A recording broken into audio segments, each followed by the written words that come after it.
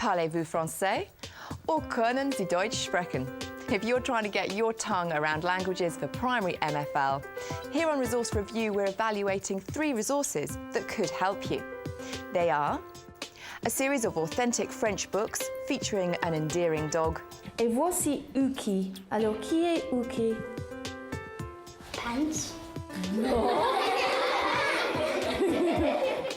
A CD and songbook for learning German. Kannst du es sehen, wo ist es denn, Leon, das Chamäleon? Weißt du denn? And a Spanish book featuring animals and opposites. Will our panel think that these are muy bien?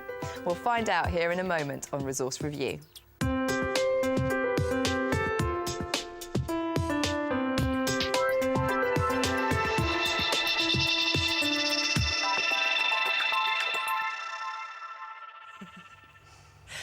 Recommending today's resources is Judy Hawker, Primary Languages Specialist Teacher, Brighton and Hove, and French teacher at Westdean Primary School in Brighton. On the panel today we have Nicola Cottier, Head Teacher of St Matthew's Church of England Primary School in central London, and also Adam Cook, Advisor for MFL at Norfolk County Council. Well, thank you all very much for coming. Great to have you on the show. Judy, let's begin with these rather lovely looking books here. Introduce this resource to us and tell us why you like it. This is a set of 4 books about a little dog called Uki. What I particularly like about this series of books is the fact that Uki is an extremely entertaining little dog, and you can use it in a whole class context quite easily if you have children sat around on a carpet. It also lends itself to the development of a theme very much with the character, and great fun for the children guessing what's coming on the next page. You can do this book over and over and over again with them and they will love it. Now this is authentically French, isn't it? So often books are translations. Yes. This is what makes it extra special, I think. Well, thank you very much. Before we find out what the panel think, we went along to Wimbledon Chase First School in London, where teacher Anne Moran introduced Uki to her Year 2s. Voici un livre. Alors, répétez, un livre. Today I was using Le Striptease de Uki with a Year 2 class. Uki series covers colours, days of the week, seasons of the year, and this one was clothing, and in fact a striptease. I chose that one because I think within that there was language I knew my class were going to be familiar with, and also I wanted to introduce clothing to them, so it's a very fun way of introducing clothing by having somebody taking theirs off, and they enjoyed that a lot. Et voici Uki. Alors, qui est Uki? Pants. Firstly, I showed the children the book. We then practiced our numbers 1 to 10. We counted up to 10 and then back down again. And then once they were feeling quite familiar with that, we then had a look at what Uki was doing on each page. And then we would double back and we'd try and remember what he'd been taking off for each number. Numéro 1, j'enlève mon chapeau. Numéro 2, j'enlève mon... Excellent, très bien fait, mon manteau. I think the pupils really enjoyed looking at the book. I think they enjoyed the humour, particularly as Uki ends up naked at the end. And I think they're all looking forward to getting to number 10 to see what was going to happen to Uki. C'est numéro 10. J'enlève mon slip. For me, they've managed to do something fairly complicated. They've taken away new vocabulary and a whole new sentence, and they've used it and manipulated it really well. I think the fact that the book isn't a square book is quite nice for them. It's quite intriguing, and the colours are very bright and vivid.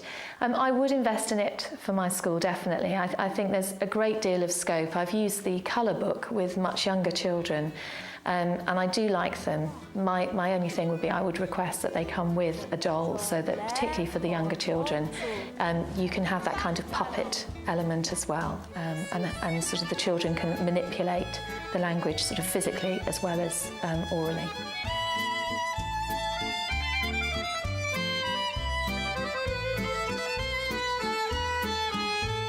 Well, Judy, Uki really seemed to go down really well in the classroom. But one thing I felt, it's nice to have a shaped book, but when Anne was displaying it to the class, the text is quite small. It's a bit limited, isn't it? Well, what I would do is, and taking up the book that she was actually using, Ah, yes. I would be quite happy to sort of to put this up, scan it and use it up on the whiteboard. Well, what does the panel think? Nicola? I think with little children, I'm talking even with foundation stage, it would be a great resource to have so that just as they're learning their colours in English, they've got that as a resource. It's very clear, it's very bold. I would use it as a sort of supplementary resource, therefore, for teaching language generally, and that, yes, and we can also look at it in using other languages, rather than specifically, aha, now we are learning a different foreign language. So I think I might use it in a slightly different way. Right, OK. Adam?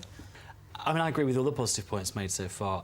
I have slight reservation in the sense that, as Judy said, you might have to scan the pictures in, you might have to make a little doll or something like that, and people just don't have the time to do that. And this is an issue, actually, with books that have come from France, or have come from Germany, have come from Spain, native books, you could say, that you then have to probably develop the resource a bit.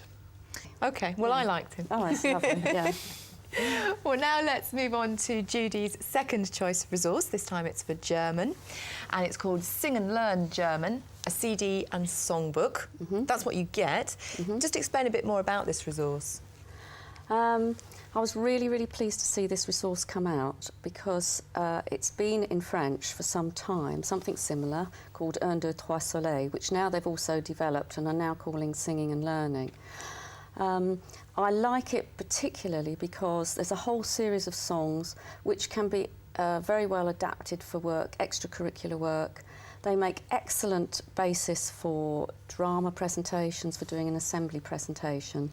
And to help the non-specialist, there are translations into English. I think the tunes are very, very catchy. And there's a whole sort of series, you know, you've got salsa, you've got all sorts of pop, jazz, rap, Latino. And the children certainly enjoy very much dancing and jigging. And at the same time, they're really taking in the language. Well, let's see Sing and Learn German in action in the classroom. We went along to St Peter's Church of England Primary School in South East London, and teacher Jasmine Mayer was using it with her class.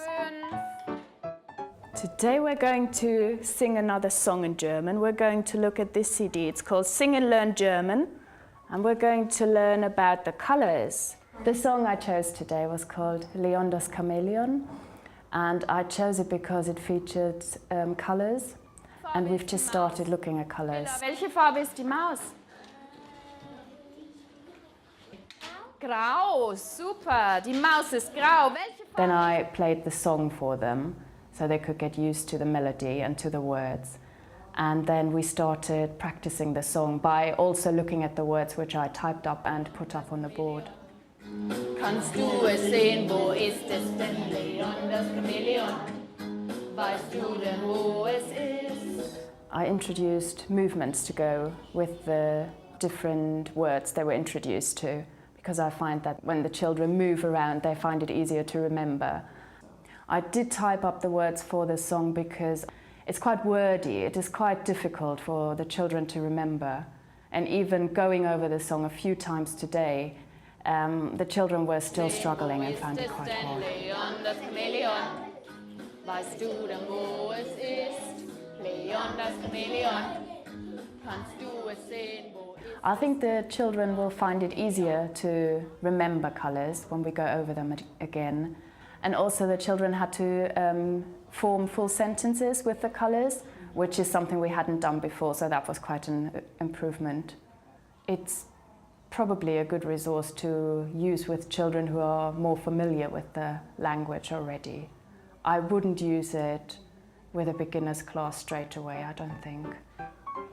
But I think it is good value.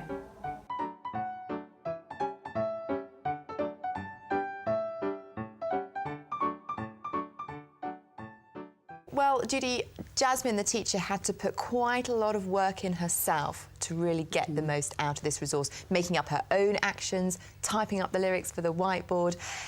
Does that really imply that this is a limited resource?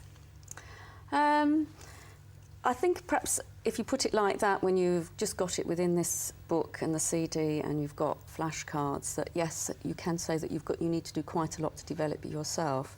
But I think the development, the rewards of that, and you might do an assembly at the end of it or some sort of display which reflects what you've been learning. I think the work in sort of exploiting the song, words, etc., would be well worth it. And once you've done it once, you've got it forevermore. True, true. Adam, what do you think? I mean, is this something that the non-specialist teacher has a hope of really getting the most out of? Being optimistic, yes. I think the point with teaching song or using song is it's something that you build up over time. You know, when we listen to a piece of pop music for the first time, we don't know the words, so it's the beat that maybe engages us. And I think with songs, with these smaller children, in fact, with any of us, it's about hearing it over time, it's adding new bits into it over time, gradually, doing it regularly, and then the kids become familiar with it, and they want to sing it. So I think you can, but again, I think, you know, it might take a bit of working with non-specialist teachers, seeing how they can really milk the resource for what it's worth, you know, for what it can offer. I think being realistic as opposed to optimistic. Being realistic. For a teacher who was not a German specialist, the flashcards, great. The song, great, fun. But as far as developing it, I really think that's a bit of a bridge too far. So in that sense, I would be a little more hesitant about recommending it. Well, moving swiftly on, Judy's third choice of resource is a book for Spanish. It's called Animales y Contrarios, and it's right here at the front of the table. Judy, talk us through this book. What really I liked about it was that where you can find lots and lots of books about opposites, this one concentrates specifically on one vocabulary theme, which is animals, whereas most opposite books would be a variety of different types of vocabulary, and I like that particularly about it. I also like the idea of being able to have the adjectives and the adverbs move across to describe the animals. Right. I think it's an excellent start for a theme of work, which might be very cross-curricular. OK, well, Nicola, do you think a teacher is going to get all of that from just buying this book? I think it's going to be used not for a whole class resource. It's hugely fun to actually move the bits across. So the children aren't going to want to sit and see the teacher doing it. They're going to want to get hands-on. And in that sense, I think it's great because it's such fun. I feel that would be a real use for it. Maybe children in pairs, maybe for extension work, something like that. And then I think it would really pay off. OK. Adam? Well, I agree with the point that it has this sort of link to literacy and developing pupils' literacy there with the adjectives and the adverbs. And also the other point is the different cognates in there, because a lot of animals, particularly exotic animals, resemble English words, like elefante. You know, so it's that kids can say, oh my goodness, I can see this word, I can recognise it straight away, I know what it is, and nobody's taught me it, I've taught myself that. OK, well, I'm afraid that's all we've got time for today. But to recap, the three resources that we looked at were the Uki books from Edition Castamin, the Sing and Learn German CD and Songbook from ABC Melody in Australia, and finally, Animales y Contrarios from Random House Mondadori in Spain and supplied in the UK by Grant & Cutler. For more information about all of the resources we've talked about today, go to our website. It's teachers.tv/resource review. Or if you want to, email us, resourcereview@teachers.tv. Very big thank you to our panel, to Judy, to Nicola and to Adam. Thank you for joining us. We'll see you next time on Resource Review. Bye-bye.